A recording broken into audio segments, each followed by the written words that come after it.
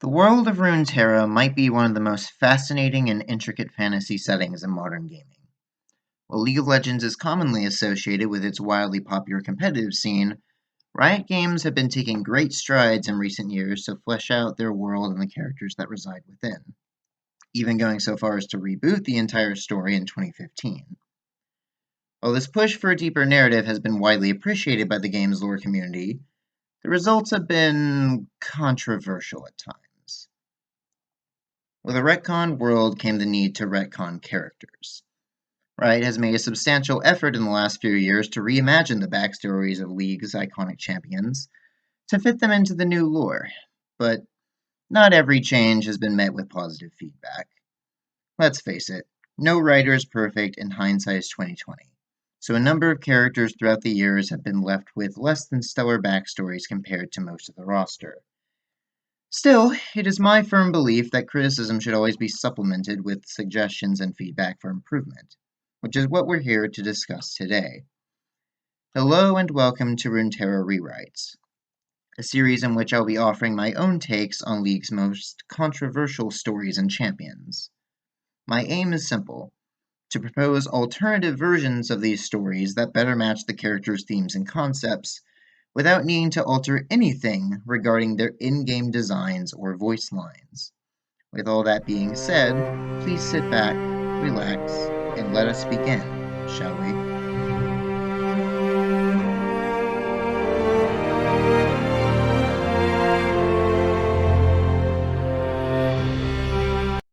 The first and only son of King Jarvan III, Jarvan IV was born to carry his kingdom's future on his shoulders. When his mother, Queen Catherine, died in childbirth, the king refused to take a second wife, leaving the young prince as his only heir apparent. Even at a young age, the boy understood that much was expected of him, and spent his early years striving to meet those expectations. He studied law and history under the finest scholars in Demasia's royal capital, and trained under none other than his father's own seneschal, Jin Zhao. Alongside the firstborn son of the Crown Guard family, Garen, young Jarvan was taught the ideals and beliefs that all Demasians should strive for: purity, virtue, dignity, and decisiveness in the face of evil and corruption. During these lessons, the boys developed a fast friendship, one that would remain strong well into the future. When Jarvan came of age, his father gave him the rank of general, a role that the prince was all too eager to fill. His first few deployments mostly consisted of driving back minor Noxian excursions in the countryside, and hunting down rogue mages in Demasian territory. Though each of his battles ended in a decisive victory, the soldiers under Jarvan's command took note of the prince's eagerness to bring further glory to his kingdom. That same eagerness soon presented itself before the king, when word of a fearsome dragon ravaging the Demasian countryside reached the royal court. Jarvan volunteered to lead the charge against this beast himself, but his father denied him, saying that such matters were better left to Demasia's own Dragon Guard. Though compliant at first, the prince eventually set out in defiance of his father's orders, after weeks of reports that the beast continued to ravage their people's homes.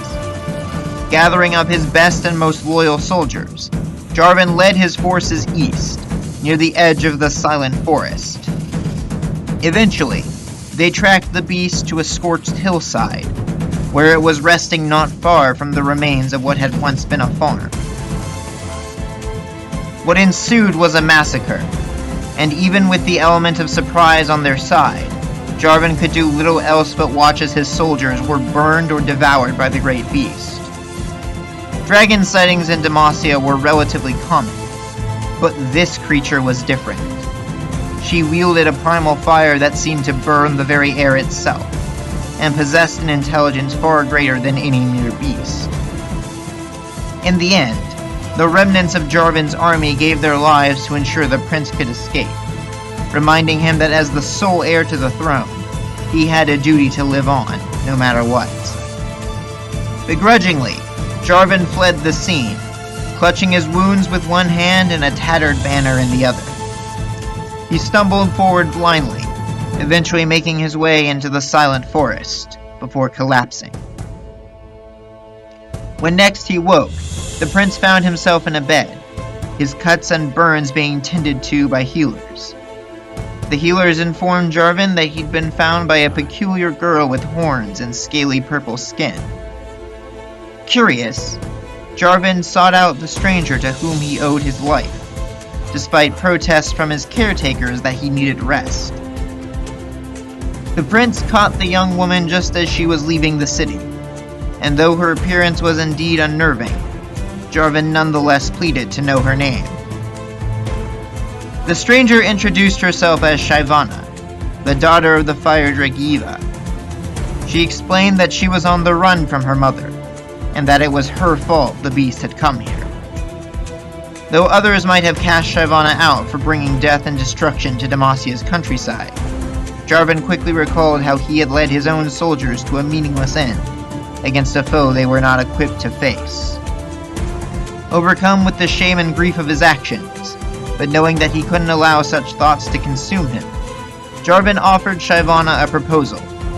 Together, perhaps they could find a way to fell the fiery beast once and for all, freeing both Demacia and Shyvana of her mother's wrath. Yvva was lured to Rinwall, where Shyvana, Jarvan, and the local dragon guard worked together to set a trap for the beast. What ensued was a fearsome battle beyond words, in which Shyvana took to the skies in a form resembling her mother's own, while elite soldiers offered covering fire with ballista and diversionary tactics. The battle finally came to an end as dawn broke, with Prince Jarvan thrusting his spear into Yvva's skull, while Shyvana throttled her mother's neck. With Shyvana and Yvva's skull at his side, the prince returned home a hero, though his heart remained heavy with the losses of those who had fallen in his name. Even so, with Shyvana now serving as a loyal soldier of Demacia, and his old friend Garen soon to be appointed captain of the Dauntless Vanguard, the future of the kingdom looked bright. But it was not to be. Unrest was growing across Demacia's lands, as its resident mage-seekers, backed by powerful members of the nobility, began an inquisition across the kingdom to snuff out any trace of magic.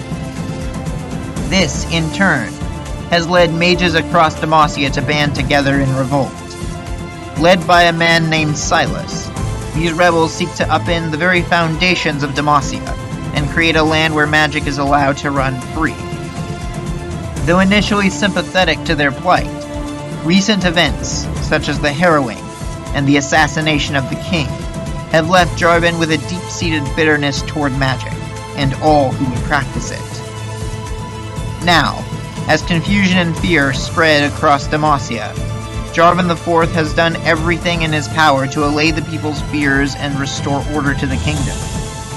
Intent on proving himself a worthy successor to the crown, the new king faces many challenging decisions ahead, decisions that could put him at odds with his own closest friends and allies, and forever change the shape of Demacia's future.